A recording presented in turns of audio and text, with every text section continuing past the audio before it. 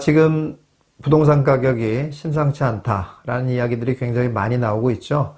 그런데 다행스러운 것은 지난 정부처럼 이런 문제들이 무슨 투기꾼 때문에 벌어진 일이다 라는 프레임을 씌우지는 않잖아요. 공급 부족의 문제다라는 거에 공감하고 있다라는 거에는 매우 긍정적입니다. 그래서 어떻게 하면 공급을 늘릴 수 있을까라는 이야기들이 많이 나오고 있습니다. 자, 그런데 제가 참 이 부분이 참 안타까운 게, 근데 공급을 물량을 해결하기 위해서 나온 대책들이라는 거 또는 생각하고 있다는 얘기들을 들어보면은 사실은 참 걱정되는 수준입니다. 왜냐하면 뭐 이런 것들이거든요. 뭐 3기 신도시의 건축을 빨리 진행하도록 하겠다. 또는 뭐 역세권 개발을 뭐 빨리 하도록 하겠다. 지금 서울시라든지 이런 곳에 지정돼 있는 곳들을 빨리빨리 진행할 수 있도록 하겠다. 임대주택을 늘리겠다. 뭐 이런 얘기들이에요. 그리고 심지어는 1기 신도시 재건축을 빨리 진행할 수 있도록 해주겠다. 뭐 이런 얘기들입니다. 자, 그런데 이런 것들이 진행이 된다고 하면 공급 문제가 해결이 될까요? 전혀 그렇지 않다라는 겁니다. 왜 그래요? 이거는 시간을 많이 요구하는 거잖아요. 그나마 빨리 될 수 있는 게 3기 신도시의 입주 물량이 빨리 늘어나는 건데, 그것도 폭발적으로 늘어날 수 있는 상황은 아니기도 하고, 또 3기 신도시는 제가 전에도 얘기했지 않습니까? 늘어난다고 하더라도 교통 문제를 빨리 해결할 수가 없어요. 그래서 당장 보통 사람들이 필요로 하고 있는 지역에 공급이 안 된다는 가장 큰 문제가 있습니다. 1기 신도시 같은 건 말할 것도 없죠. 그건 뭐 아무리 빨리 한다고 하더라도 10년쯤 있어야지 공급이 되는 건데, 그 기간도 길을 뿐만 아니라 그런다고 해서 실제로 신규 공급되는 물량이 그렇게 많을 수는 없다라는 얘기예요. 기존에 있는 분들이 또 들어가야 될 테니까요. 이런 거를 감안하면 지금의 공급 부족 문제 때문에 부동산 가격이 올라가는 이런 부분을 해결할 수 있는 일들이 아니라는 거예요. 그래서 진짜 해결할 수 있는 거를 좀 해야 된다는 거예요. 근데 그런 방법이 없냐? 있어요. 있는데 왜 안 하려고 하는 거예요? 그 방법이 뭐냐? 그건 바로 빌라와 오피스텔에 대한 규제를 풀어주면 됩니다. 무슨 규제를 풀어줘야 되냐? 빌라와 오피스텔에 대해 보증 한도를 올려주면 됩니다. 아주 간단한 문제예요. 이게 왜 그러냐면, 빌라와 오피스텔이, 제가 이전 영상에서도 말씀드렸지만 빌라와 오피스텔이 주거의 큰 부분을 담당해 왔어요. 그런데 지금 갑자기 빌라와 오피스텔을 싹 배제하고 그 수요가 전부 다 아파트로 옮겨온 상황이란 말이에요. 그러니 이게 더 문제가 심각해지는 상황이다라고 말씀드렸잖아요. 이런 거란 말이에요. 그런데 빌라 오피스텔의 수요들이 왜 다 아파트로 왔을까요? 그거는 갑자기 눈이 확 올라가서 그렇게 된 거예요. 물론 그런 것도 있어요. 그렇지만 더 중요한 문제는 뭡니까? 그거는 빌라 오피스텔이 불안해서 그런 거예요. 그러니까 아파트로 오는 거지, 주거의 만족도를 더 높이기 위해서 무조건 난 빌라 오피스텔을 안 살 거야 라고 옮긴 게 아니라는 거예요. 그렇잖아요. 이게 이런 거나 똑같아요. 아니, 우리가 한강 쫙 보이고 막 60, 70평 되고 막 새 아파트 있고 이런데 살기 싫어서 안 사는 거 아니잖아요. 그런데 못 살지만, 내가 그 정도는 아니지만 어떤 아파트에 내가 살고 있다라고 만약에 한다라고 하면 그게 막 주거 만족도가 엄청 떨어지는 거 아니잖아요. 그냥 살만 하잖아요. 뭐 한강 바라보는 것도 하루 이틀이지 뭐 맨날 바라보면 사실 그렇게 좋은 것도 아니고 그렇습니다. 이런 것처럼 우리가 목표하는 주거 수준이라는 게 있긴 하지만 그 수준을 못 간다고 해가지고 그렇게 나쁜 건 아니라는 거예요. 그냥 괜찮아요. 그러니까 아파트를 못 간다고 해서 빌라나 오피스텔에 산다고 해서 주거 만족도가 매우 떨어지냐? 전혀 그렇지 않습니다. 괜찮아요. 게다가 더 결정적인 문제는 뭡니까?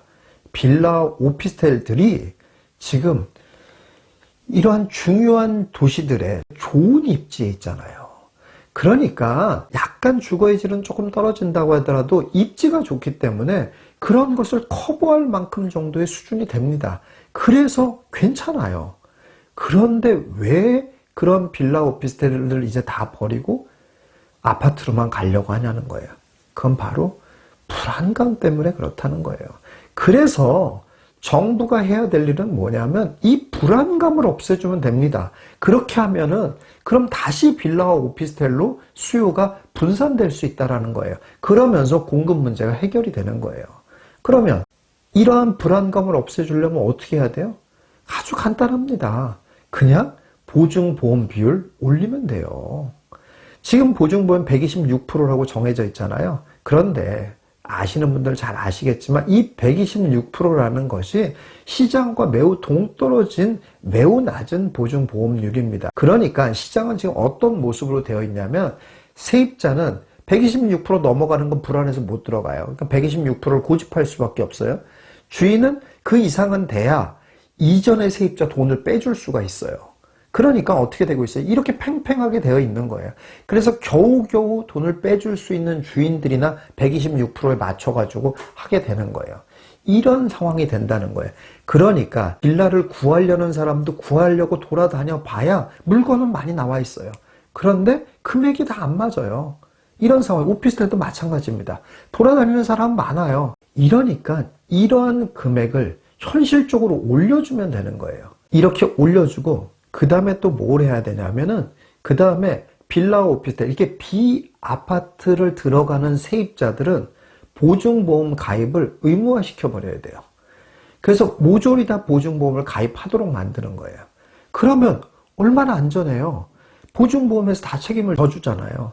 그리고 정부가 그 보증보험료의 일부를 부담해 주면 돼요. 이렇게 되면 모두가 다 윈윈이 되는 상태가 됩니다. 그러면 세입자도 안전하게 들어갈 수가 있고 주인 입장에서도 시세와 너무 어긋나게 되지 않아서 그 돈을 갖다가 메꾸지 않고 세입자를 받을 수 있는 이런 여건이 된다는 거예요. 그리고 또 만약에 문제가 생겨서 날짜를 못 맞추게 돼서 세입자한테 돈을 못 내준다고 하더라도 이런 전세 사기, 이런 나쁜 놈, 이런 욕먹지 않고 보증보험회사랑 상대하면서 일정 부분 페널티를 내면 해결할 수 있어지고 이런 선순환 구조가 되잖아요. 또 있죠. 예를 들어서 우리가 세입자로 살다가 집을 살 수가 있잖아요. 그런데 빌라 오피스텔 지금 사는 사람 있습니까? 없습니까? 없어요. 왜 없습니까? 역시 불안해서 그래요. 내가 사면 나중에 어떻게 세를 놓을 거며 이걸 어떻게 나중에 팔 거며 걱정이 됩니까? 안 됩니까? 이 걱정이 되는 거예요. 그러니까 안 하는 거예요. 이렇게 거래가 안 되다 보니까 공급의 큰 축 하나가 완전히 무너져 있는 이런 상황이라는 거예요. 이 해결책은 바로 보증보험 비율을 올려주는 거다 이런 얘기예요. 이렇게 돼야 되는데 정부에서는 나온 얘기가 또 뭐냐면은 비아파트의 공급, 빌라와 오피스텔 공급을 늘리는 방향을 생각해 보겠다 이런 얘기를 해요. 전 참 이거 보면서도 좀 답답한 생각이 듭니다. 이렇게 공급을 해야 되겠다는 생각에 동의했다라는 건 참 좋습니다만은 비아파트 공급을 늘리면 이게 해결이 될 것 같습니까? 해결이 안 됩니다. 왜냐? 똑같아요. 이 원인이 불안함이 원인이라니까요. 이 불안함을 해결해 주는 게 원인인 거지 빌라 오피스텔이 모자라서 이런 일이 벌어지는 게 아니라니까요.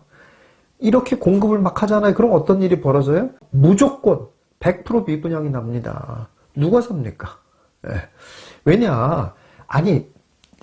뭐 빌라와 오피스텔을 사는 사람도 뭐 이득이 있어야 사는 거잖아요.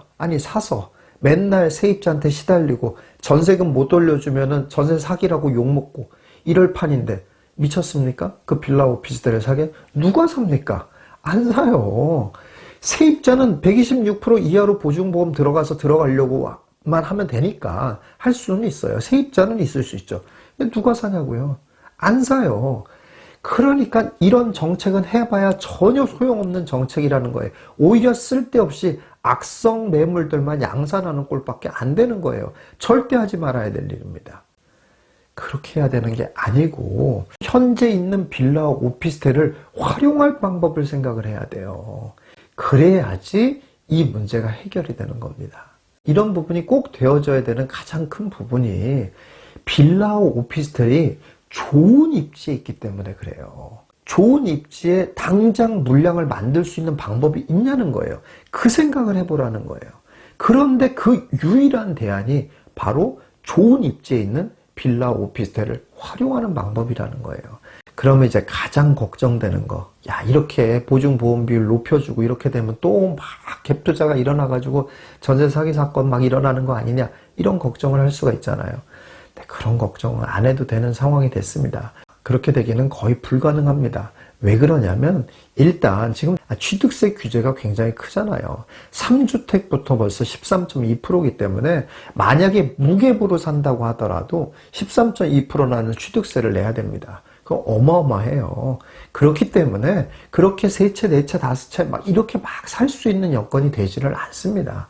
그렇기 때문에 그건 너무 과한 걱정이에요. 게다가 또 그것만이 아니라 사실 전세 사기가 일어난 아주 근본적인 부분으로 들어가서 보자면 그건 왜 그러냐면 전세가가 갑자기 폭등했기 때문에 그런 일이 벌어진 거예요. 이게 무슨 말이냐면 전세가가 막 올라갔는데 이걸 또 죽이겠다고 어떤 일을 벌였습니까? 반시장적인 임대차법을 또 만들었어요. 그게 뭐냐면 4년 5% 제한, 이걸 만들었잖아요. 당장은 좋아 보입니다. 왜냐, 다 5% 제한에 걸려버리니까. 그래서 전세가가 못 올라가는 이런 효과를 냈어요.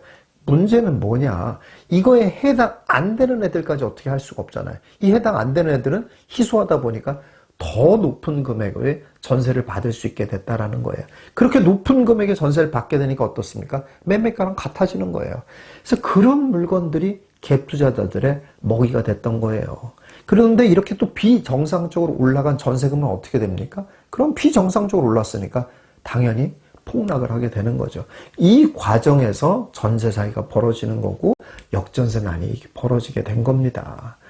제발 그래서 이 눈에 보이는 현상만 어떻게 없애려고 이렇게 반시장적인 정책을 하면 절대 안 된다는 겁니다. 이런 거를 좀 관계자들이 좀 잘 생각을 했으면 좋겠습니다. 좀 정부 관계자가 귀를 좀 쫑긋 세우고, 뭐 좀 시장이 어떻게 돌아가나 좀 이렇게 좀 구체적으로 좀 살펴보려고 좀 노력을 하고, 그렇게 해서 좋은 대책을 좀 만들어서 좀 사람들로 하여금 이렇게, 살았다. 이런 안도의 숨을 쉬게 할 수 있는 그런 상황을 좀 만들어줬으면 좋겠다라는 간절한 바람입니다. 이러한 바람이 현실로 나타나기를 간절히 소망해 보겠습니다.